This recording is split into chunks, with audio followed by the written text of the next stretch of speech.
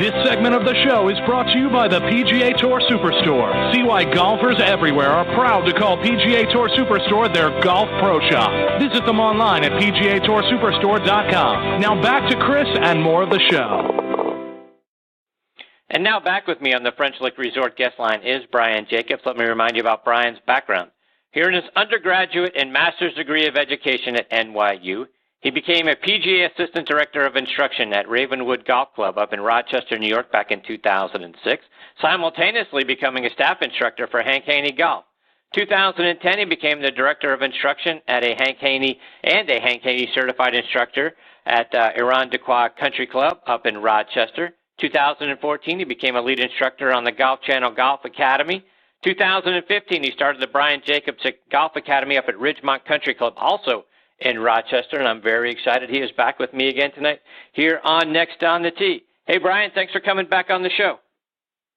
Hey, Chris, how you doing this evening? Fantastic, Brian. How have you been, my friend? It's been a little while. Catch us up. What's been going on with you? Oh, my goodness. Well, we've been busy up here. First of all, I got to tell you, I love Ben Wright. I just love that guy. He is a treasure, as you said earlier in the show, and we've been busy up here. We're winding down one of our PGA Junior Golf camps, and then a busy day or busy afternoon of lessons. And then I just donated some time to the PGA section and gave free golf lessons for a couple hours at one of our local AAA teams, the Rochester Red Wings. So I'm back home. I'm in my office, and I get to talk to one of my other good friends, which is a great way to cap the day off. I appreciate you. Same here. And Teacher of the Year, I know you're up for it. We got to get you over the top. What do we need to do? Well, it's all down to prayer now.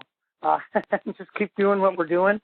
And, the executive director of the section was at the free lessons this evening, and he said, I've never seen anybody get so many letters of support in all my years of doing this. And I said, well, I have a lot of friends, I think, in the business. And I started to think back a little bit on the drive home. I've been all around the country and met a lot of different people and been touched by so many people and learned so much. And I could never thank everybody. But anytime you win an award, it's really a reflection of, number one, your spouse and your family and your values, and then also your peers and all the people that you've learned from. So it's really a community award when I get one, and it's been a great ride this year, and I'm looking forward to hopefully continuing on, with Teacher of the Year type credentials.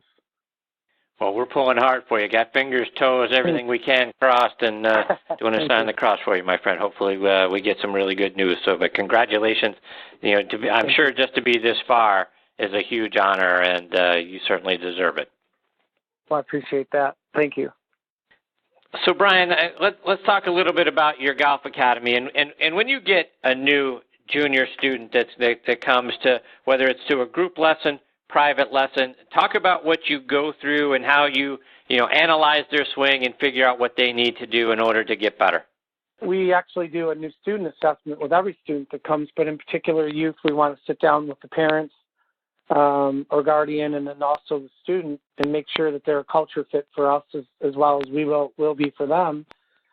And then we take them through a little bit of a values test, we call it. We take them out on the golf course and put them in challenging situations and see how they respond. And then we bring them back in, and then we might take them through their entire bag, talk a little bit about their practice, and then also what their goals are and where they want to be in a year, and 2 years, and 5 years. We recommend a lot, whether the student stays with us or whether we choose them as a fit, to do a lot of writing, creative writing, journaling, especially for teenagers. They go through so much today with the media barrage and all the negative things that happen in society. We want to make this a positive experience for them. So we like to see our kids journal, and there might be times where they might ask us to read their stuff, and it connects them to us and us to them, and we feel that we're an extension of their family then. So we really try to get kids to fit into our culture, and we look for specific culture criteria, value criteria for our athletes so that we're successful with them. And Brian, you've talked a lot about goals, and I know that's very important to you, writing down the goals so that it's a visual thing. But when you're talking to those junior players and their parents, for that matter, and talking about what their goals are, what's the conversation like regarding the level of commitment it's going to take on both the junior player, him or herself, what they're going to need in order to get to meet those goals, but also the commitment the parents are going to need to make as well? Right. Yeah, depending on the age, when they come in when they're younger, we like to put them in our youth academy until they're about 13, or they show a real aptitude for, like I teach a 7-year-old girl. I can give an example. She's wonderful. Her parents are wonderful. And she tried to be in a group, but she just wasn't getting what she felt out of it. And you could tell that she has what we call the gift. She's a real quick learner. She's very athletic. She's a hard worker, and she's little. She's 7, turning 8, and she's just the cutest little thing. But she will rip your face off on the golf course. She wants to win. So she didn't really care much for the group, and her dad and her mom are just the greatest. And they're just like, well, we just want her to have fun. We want her to have a good time. And I said, well, keep her engaged in other sports, and let her ask you to go. And the dad was telling me the other day, she always wants to go and practice. She wants to go and practice. And I said, is that good or bad? He goes, no, it's good. He goes, I'll take her anytime she wants to go. So her goals sometimes are a little more specific than sometimes a 13 or 14-year-old might be, where, we want to, the tour is not necessarily the goal for a lot of these kids. They want to be as good as they can be, and that's what we like to see. And if something works out where they're capable and able to play in college, that's great. And if they're in college and they blossom into something even better than that, then we might have a discussion about mini tour or other things down the road. But when they are writing their goals and talking about their goals, the parents have to know they've got to be in it for the long haul. And it's peaks and valleys, like everything in life. It's not a straight line, and we're there to support them, and we're also there to help them, the parents, too, where early in my career, we would get parents, that would just overcoach the kids, and you'd have to tell them to back off, and just, you're ruining your son or daughter. You've got to let them do stuff on their own, make mistakes and learn, and it's a process. It's a long, long process. So we have great commitments from our athletes and from our parents. And Brian, millennials aren't like when we were kids. Their attention spans aren't as long. You have to sort of pry their cell phones out of their hands. Then they want instant gratification. Correct. How do you keep your junior players engaged and excited about the game? Well, we game a lot with them. We had today, so it hasn't rained up here, and it's been in the 90s, I think 17 or 18 days. This summer, which we don't normally get, super high humidity. We haven't had much rain. Well, today it poured. And so, I talked to my associate coach today, and I said, hey, this is going to be gut day. We're gonna call when it rains, it pours day.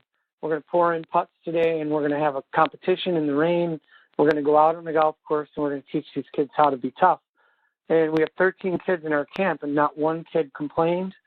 They had fun in the activities. The time went fast, a lot of them said, and, they're soaked and they're laughing and they're having a great time. But we changed things. We, played one hole where they had to throw. Everything was a throw, and so they threw all the way to the green and then they putted. And what's really interesting is that we're getting kids that can't throw or catch. So we're spending time in our camps teaching kids how to throw. When I was growing up, or when you were growing up, our dads, we went out in the yard and we threw the football around, or we threw a baseball around, or we had a game of catch, and these kids are sitting on the computer. So we're encouraging the parents, to play catch with their kids and get them out and outside. And we don't see a lot of great function out of a lot of the kids. And then when you see a kid that functions really, really well, you're like, wow, this kid's unbelievable. But all of our kids function pretty well. A couple kids are a little weak in the throwing and the catching. So we just game with them. We'll take them in the gym and we'll throw, volleyballs at them all different ways and make them balance on one foot and have them catch and throw. And by the end of the week, they get pretty good at it. So just creative ways to get them to get stuff that we just grew up with. So we have balance, and we have proprioception where we can move around in space, and a lot of the kids today, they just don't. They sit around a lot and they eat and, and don't do much of anything, which is kind of sad. Brian, let's take it up a notch for the rest of us listening in that could use some help with our games. And, back when I was taking lessons and first starting out in the game, we were told not to swing too hard. Let the club do the work. Now we hear, everything is about club head speed and ball speed. And you got to swing, faster, because if you don't, you're not going to get the distance that you need. How do you teach your students to generate more club head speed? Wow, I heard your plug for your one of your new sponsors. We actually use Super Speed a lot. We test kids that way. We do a lot with functional movement with them to create speed. We do a lot of jumps and turns, and we're trying to create speed. And we also want the kids to swing fast, and then we'll fix the face for them.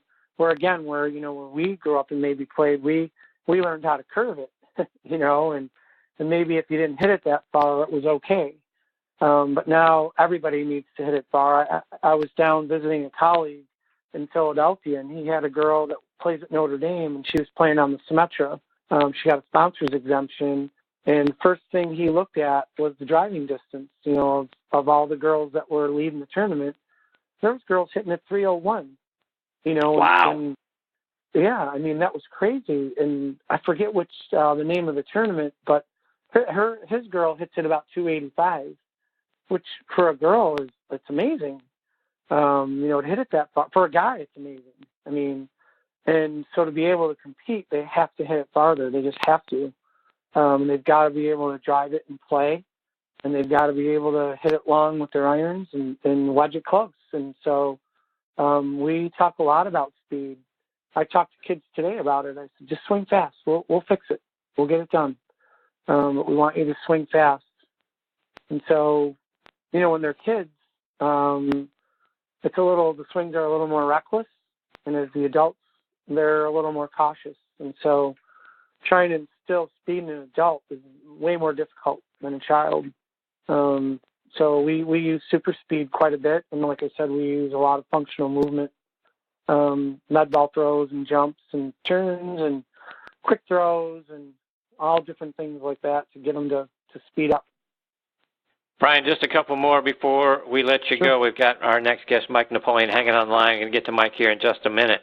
But talk to me about, for those of us who are still struggling with our slice, or the opposite, where we're coming over the top and we're pull hooking our drives or our long irons, deep left. How do we fix those two issues?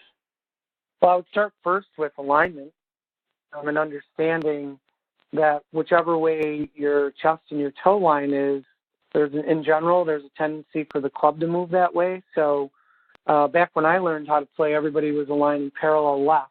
So they saw the railroad tracks, and or we were a little bit more open. What we would do then is I grew up hitting a cut, a little bit of a fade, and when I started to visit Hank and learn more about the way Hank taught, he wanted his better players to draw the ball. So the progression that we teach is, that you could start with a slice, and then you go to hook, then you go draw, then you go good golf, and hook, draw, good golf, and draw, good golf.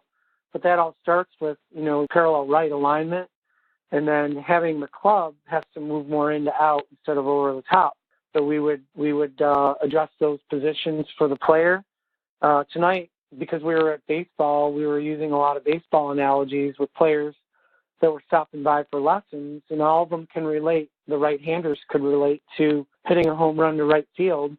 So you'd have their body line facing more towards right field, hit a home run to the upper decks in right field, so they'd hit a block first, and then we would teach them how to rotate the face so that they would curve it. So I'd say swing to the right field upper deck and try to curve it over the shortstop's head.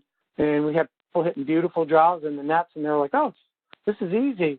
I've been taking lessons, and they were telling me this position. And I said, well, positional golf is important, but we have to change your ball flight first for you to get better. So that's how we would adjust the player. We'd have them align a little bit more right and have the club move more into out, and then they can start closing the face and they'll start hooking it. So, Brian, before we let you go, right, we've got training camp open. You're up there in Buffalo, right? So I got to get a thought on your Bills. The schedule makers didn't do them any favors. 3 of the first 4 games were on the road against the Ravens, Vikings, and Packers, but trying to back up their first playoff appearance this century. Can they do it? I believe they can. I was just thinking about it. I knew you'd ask a question about the Bills, and I think they're going to win some games that they should win, and they're going to win some games that, you know, the prognosticators think they're not going to win. Seems like a very good group of guys, and they're working hard, and we're hoping for the best. You know, there's some people are saying, you know, it's going to be an off year or lay down, but I just think they're going to, you know, have a great defense. I think they're going to get their line situated, and I think they're going to have a great year. I really do. I think that they're definitely playoff bound again. I got to believe, right? Indeed. Brian, before we let you go, remind our listeners how they can stay up to date with all the great things you're doing, whether that's online or over social media. Absolutely. Twitter, Instagram, at Brian Jacobs Golf. And they can come in on Facebook Live on Tuesdays at 6 p.m. for my show called The Takeaway. And also BrianJacobsGolf.com is my website. Go right through the contact form. We'll be promoting some great stuff coming up with, I'm doing a trip to Streamsong in October. It's our inaugural Golf Channel Academy trip, and I'm looking for three people to go and have some great fun playing golf in the Pro-Am and getting to hang out with some great people. Well, Brian, it's always so much fun getting to have you as part of the show. I can't thank you enough for your time. I hope you'll come back again real soon during the football season. We'll talk a little bit more about your Bills, maybe get some things to be doing during fall golf as well. So, but I can't thank you enough for your time tonight, my friend. Chris, thanks so much. I appreciate our friendship and appreciate you very much. And anytime you need me, just ask. I appreciate you, Brian. Take care. All the best to you and your family. We'll catch up soon. You too. God bless. See you, Brian. That is Brian Jacobs. Again, BrianJacobsGolf.com is the name of his website, and you can follow him online. The Facebook piece, too. His show is on Tuesdays. You can either get on Facebook Live and watch him stream it, or you can always watch it afterwards. But it's great stuff. A lot of great lessons and tips come out of his show there, and Brian's just so fantastic. Always love having him as part of the show, and because he's such a big Bills fan, and we've got other friends up in the Buffalo area as well. Our good friend Cindy Miller, her husband Alan, our friend on ESPN, Christine Lisi, another big Buffalo Bills fan. So hopefully we'll talk to all of them and catch up with Brian again real soon.